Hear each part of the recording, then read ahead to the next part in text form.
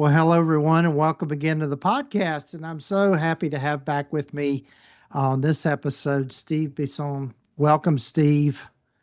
Oh, thank you, Gordon. Always good to be here. Yes, and Steve and I have developed a really good friendship over the last couple of years, mainly through the development of the Sightcraft Network. And Steve is he's just a solid guy, but I'll let you get to know him and judge for yourself, which I think you will. But Steve, tell folks a little bit more about yourself and how you've landed where you've landed. Well, my name is Steve Bisson, and it's pronounced Bisson because I'm born and raised in Montreal, Quebec, Canada. I'm very proud of that. I've been in the United States for over 26 years. I have my U.S. citizenship, and I moved here to become a mental health counselor. I was going to become a mental health counselor, go back to Montreal. Turns out you fall for a girl, you have kids, and then you land in America for much longer and really, truly love America, love being here. I have my two kids here. But more importantly, I have my practice. This is something that I've always wanted. Have my practice that's been going on. My private practice is 11 years, 12 years, but I've been a therapist for going on 22 years with my Wow. master. I've worked with over 10,000 people, some of them longer than others. Some of them were just a quick screen in a jail, and some of them are 10 plus years of therapy and working together and anything in between. I work mostly with first responders. I didn't choose to be with first responders. My actual training is in children and family.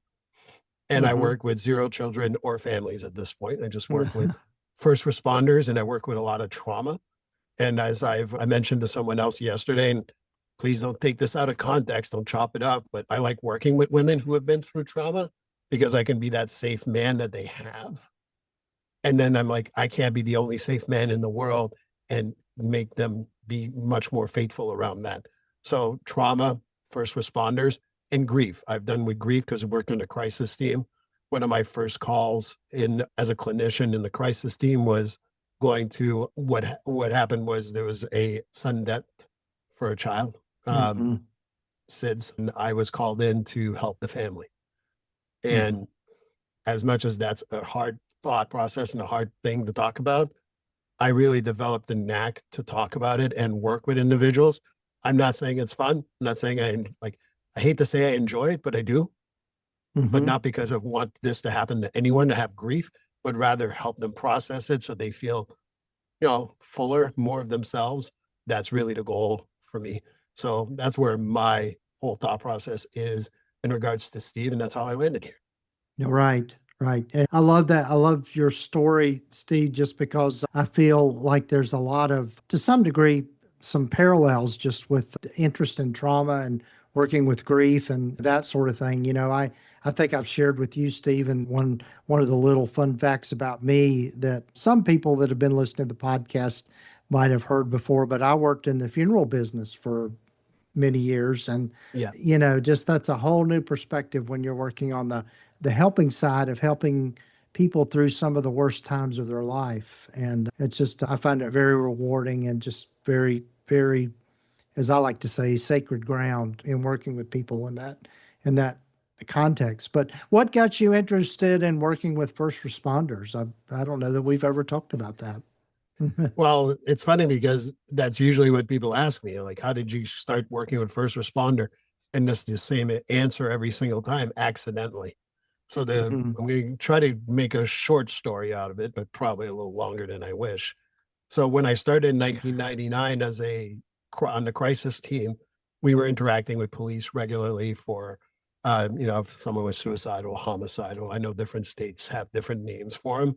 We call them Section 12s in Massachusetts, but I know they have different names for different states. And so I got to work with them there. And as I grew and I got my master's, we were one of the first, I was part of the team that started the jail diversion program in Framingham, Massachusetts, led by Dr. Sarah Abbott. And I got to interact with police and be in the community directly so that we can avoid people who have mental illness going to jail, but rather Mhm. get them treatment. They didn't get scot-free, they got treatment. And if they didn't do the treatment, there was consequences, but nonetheless. Mhm. And doing that work, I sat in the vehicles with police and went to calls with fire and Mhm. ambulances. And what Mhm. happens is some once in a while especially the police, because that's where we technically were. There's sometimes it'd be John Doe say, "Hey, Steve, you're jumping in with me today for the ride along." Okay. Well, it's because John Doe needed to talk about some of the stuff he's going through. Right. Right. And I asked myself at that point, who services the helpers? Who's there to help the helpers? Mm-hmm. And it was a thought, but didn't last too long. I worked at parole, probation, worked in the Department of Corrections. I worked in a county jail, and I ended up working with several levels of law enforcement. And I just realized that they don't trust very easily, but for some reason they trusted me. And the reason why I think they trusted me was that I worked in the field. They didn't need to explain some of this stuff. Mm-hmm. And because of that passion, once in a while, I get a friend of mine, good friend of mine, Jay, who is a police officer. He'd be like, "Hey, I've got a guy who needs some help." So I went from working with those who were on parole, probation, diverting their jail time or in the jail, to working with the actual first responders from there. And that's how that transition occurred. And I started getting a lot of more referrals. So the best way I can say is it was my behind back. I felt ass backwards, if I can say that on your podcast. I developed a passion of working with first responders. And, today I'll share a little bit that I have a group that I run, 2 groups. They run one at night, one in the morning on 2 days separate by 3 days, so that whoever's on shift, they can always make one of the 2. And we talked about a lot of difficult stuff today. We had 4 people, and I realized that if we talked about all those things and all 4 of them came by like, "Wow, we really trust you." And there's no price for that. And maybe that's my adrenaline, so to speak, that know that people can trust me and they know that they don't need to explain certain things. And that's what keeps me going. So I think that's how I fell into it. I don't know if I went too long, but I love this first responder stuff. Yeah, and I think one of the things that I think this translates to, and people hear it all the time from me and from people like you, the importance of finding your niche, and a big clue to that is the things that you're passionate about and the things that speak to you, and that you like you said, just the reward or the knowing you're on the right path because people trust you. And that's I think that's huge, as much as anything. So yeah. Well, Steve, one of the things I know we had talked about that before we started recording that we wanted to kind of share with people, because I think there's a lot of good translation here again between the business side with the podcasting world, of you changing your branding with the podcast and how you did that and that transition. And I think for people in private practice, that could be a possibility of shifting your branding, or even finding a new niche, if you will, and how you make that transition. So tell us how you did what you did with the podcast and what that was like. Well, Gordon did it all for me. No, seriously. No. What happened was I started my podcast, Finding Your Way Through Therapy, because that was the book I created. And the first idea was I would take chapters of the book and talk about it as a podcast. And then it evolved slowly but surely. But then I realized as I went along, and I'm not going to name names because I don't want anyone to ever feel offended, but there's some stuff that we talk about. I go through the motions. I wasn't that interested. And there's nothing against learning how to yodel. No one taught me how to yodel through this podcast. It's a dumb example. But the point is that I'm like, I'm not interested in that. But when I had first responders, or we talked about trauma, we talked about grief, which is, my passion as a therapist, it also showed in my podcast, and my numbers showed that. So with all the fear in the world, I decided that maybe I need to rebrand. The other motivation behind that is I talked a little bit about the story about first responders wanting to talk to culturally competent people. Part of it too is that having a lot of first responder, subjects, for lack of a better word, they look at me and they go, "Oh, I don't need to vet Steve. He knows what he's talking about. I heard him on the podcast." So it was a way to also reach out to a population that probably wouldn't reach out in general, not because they're bad people, but they're not always encouraged to reach out, or it's embarrassing, or you Mm-hmm. don't know who to trust, or what have you. Mm-hmm. So at the end of the last year, I started thinking about rebranding, and I did this slow rebranding from finding your way through therapy to finding your way to finding your way resilience development in action to resilience development in action right now. And Mm-hmm. most of the subjects I've talked about since the rebranding, which occurred probably beginning of April, around there, we really talked about first responder stressors, the trauma and the recovery. And that's going to be the theme for the most part. I have a group of Mm-hmm. guys, if you've listened to the podcast, and I encourage you to go listen to Mental Men, because those are these are guys, we sit in a room with 5 guys with over 200 years of experiences in this field. And what Mm-hmm. I told them, I said, okay, let's not talk about what we usually do. Let's keep it to grief, trauma, and first responder stuff. It took a half second for them to adapt, and if go listen to that episode. It was episode 194, around there. It just showed me that that's what I want to do. And Mm-hmm. so, will there be sometimes exceptions? Of course, there will be. When Father's Day comes around, there's going to be a Father's Day special. But in general, it's going to be first responders, because that's the hardest thing to do, is to reach out and find someone who you feel is competent. And obviously, there's not just me, there's several hundreds, but they need to know that they have this opportunity. And there's nothing like a podcast to give you that opportunity. And there's not a whole Mm-hmm. lot. What I've learned, I remember sitting in a meeting with you with the Psycraft Network folks. Like, well, can you reach out? Like, can you look how many podcasts for first responders exist? There's several, but there's only a handful that are ran by therapists that are not first responders. And I Mm-hmm. think that that becomes important to bring in that humanity of the therapist. And maybe, I didn't carry a bag with me, or I didn't carry an axe or a gun, but I'm able to understand what you've been through. And I think that's the Mm-hmm. other part which makes it unique. And I think my Mm-hmm. podcast obviously is awesome, but Mm-hmm. I might have a vested interest. Yeah, yeah. Well, I think people can pick up on authenticity pretty quickly. And when you're authentic and you're genuine with what you do, our friend James Marland was on the podcast well, this actually this as we're recording this week's Good, by the way, episode. it's a good Yeah, episode. yeah, yeah. So we were just talking about that authenticity. And I think if you try to be something that you're not, that people see through that immediately. And I think that's one of the things, my brother-in-law is a first responder, or was a first responder. He was in the police, yeah, and worked in law enforcement for years. And we've had conversations about some of his experiences and just a whole different mindset around that, or really that walking that line between wanting to be very helpful to people, but at the same time dealing with the bad guys and having to, you know, do your job in terms of, taking control of situations and that kind of thing. And so, yeah, and when you get to know people, my brother-in-law, big shout out to him, Greg, he's got a heart of gold. I mean, he would do anything in the world for you, but at the same time, you wouldn't want to cross him or create a situation or be in a situation where he perceives that somebody's going to get hurt or somebody's going to be in danger. He's there to protect. So I mean, yeah.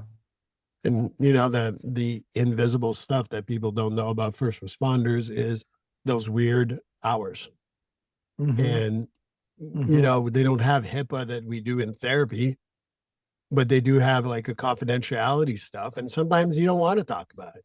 And most people in the community, they see a police officer, whoever first responder. Hey, what's your worst story?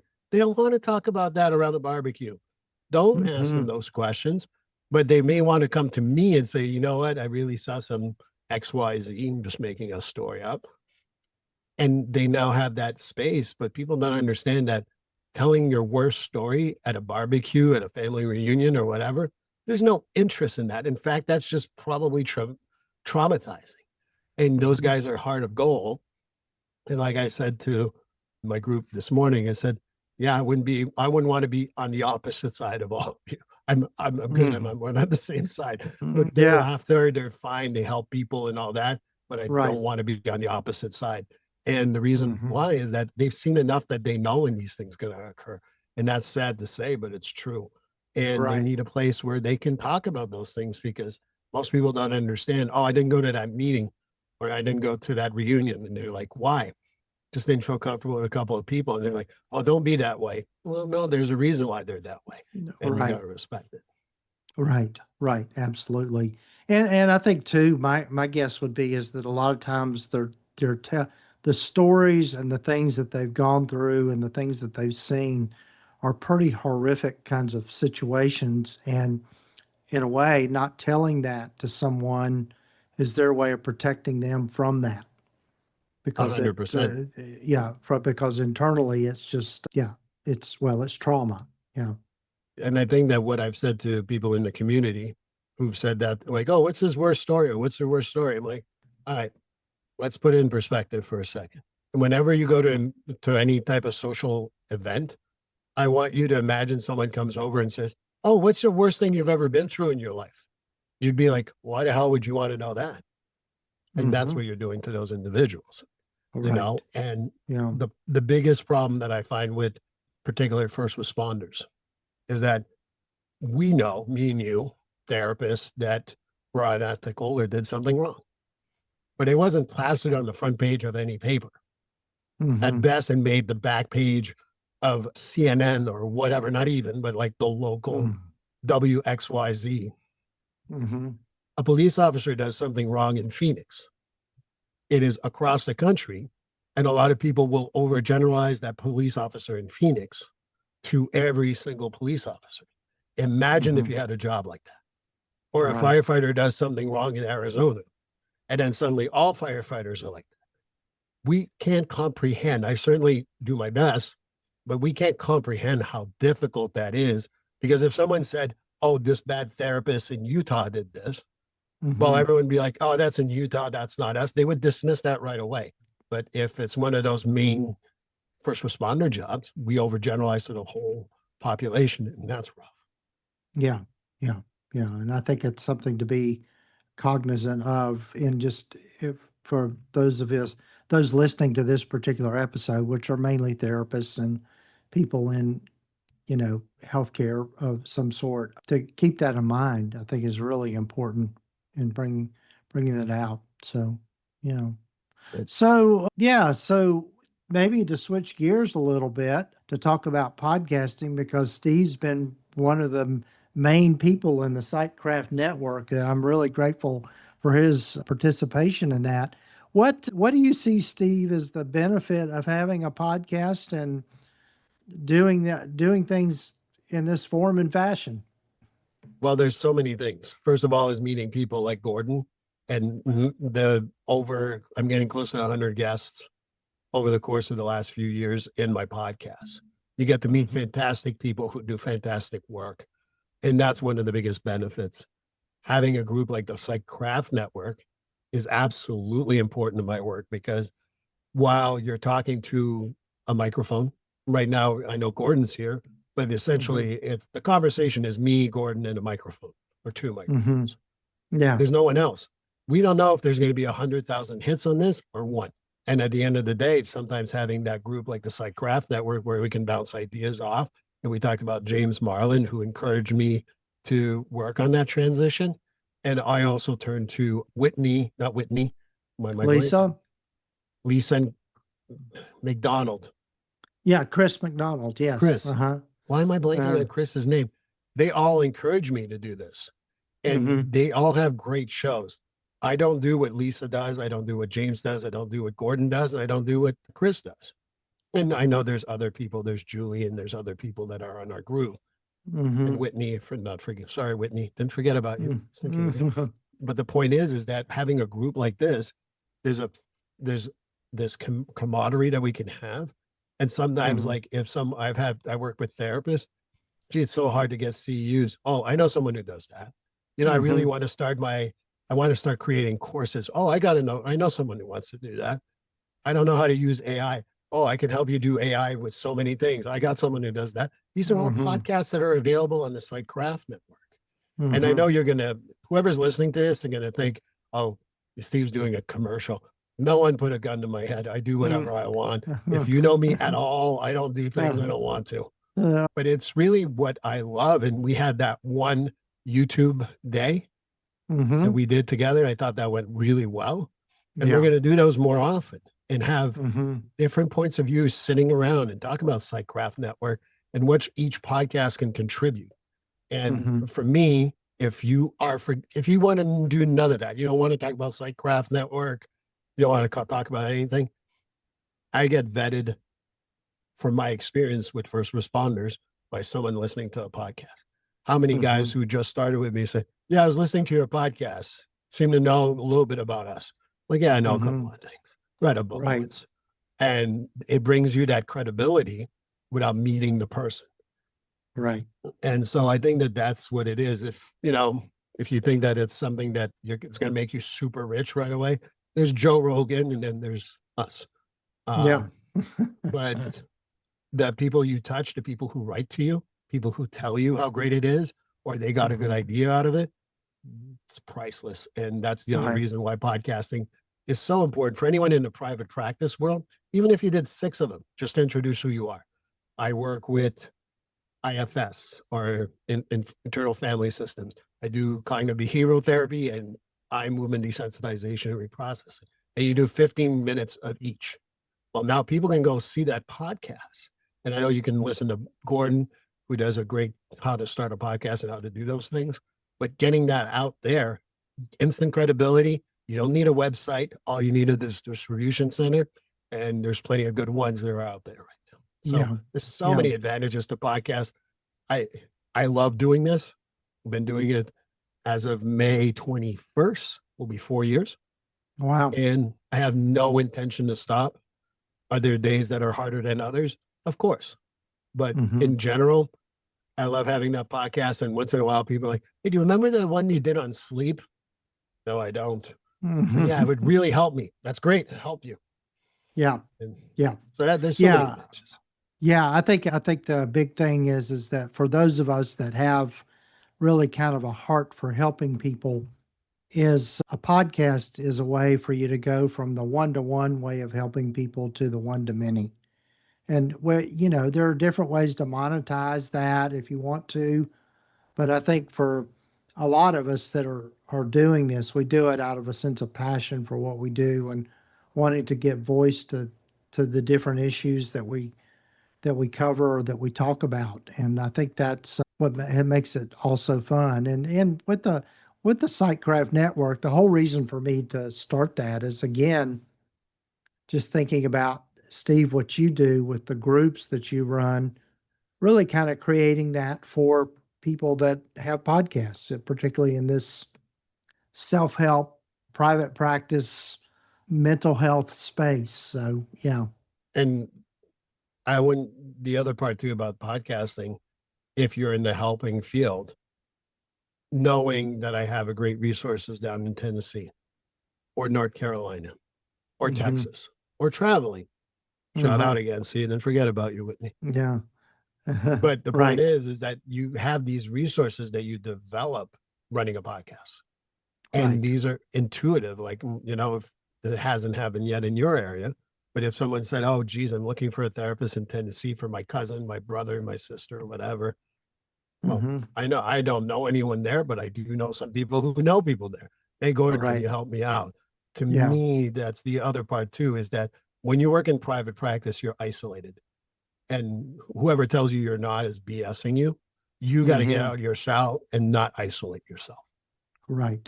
And Right. this Yeah. doing a podcasting removes that isolation, because I have not done this. Gordon has not done this with me, but I'm 100% sure. Hey, Gordon, I have a tough case. Can I just run something by you? Gordon would return my phone call in 2 seconds. And this is from the podcasting, not on the podcast, obviously. Hmm. But now, because I had a podcast, I got to consult with someone who knows a lot about family, who knows a lot about spirituality and how to integrate that in the treatment of individuals, which is not my strength. Hmm. And that's the other part of when you talk about what can we do as private practitioners. That's why podcasts are amazing. Yeah. Yeah. And it creates community as much as anything. And I think that's an important, really important piece for why.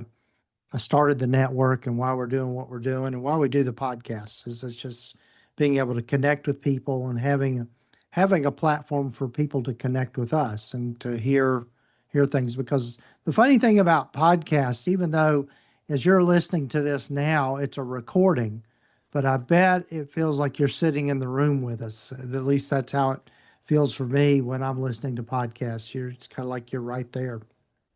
Yeah. I go back to how I run my podcast. I think you do the same thing. You probably don't do it the same motivation as I do. But what I tell people is when I start the pre-interview, I always say the same thing. I'm like, I'm a Howard Stern guy. And what Howard Stern did fantastically and still does to this day is that he makes you forget there's a microphone in front of you. And you start Mm-hmm. talking and you feel like you're intimately listening to a conversation between two folks. Mm-hmm. And to me, that's the magic of podcasts. And if you do it well and think about all the podcasts that you enjoy and listen to, that's exactly what you're looking for. I'm not looking for someone going, "Hi, Gordon, how are you?" I'm not Mm-hmm. looking for mechanical stuff. I can get that anywhere.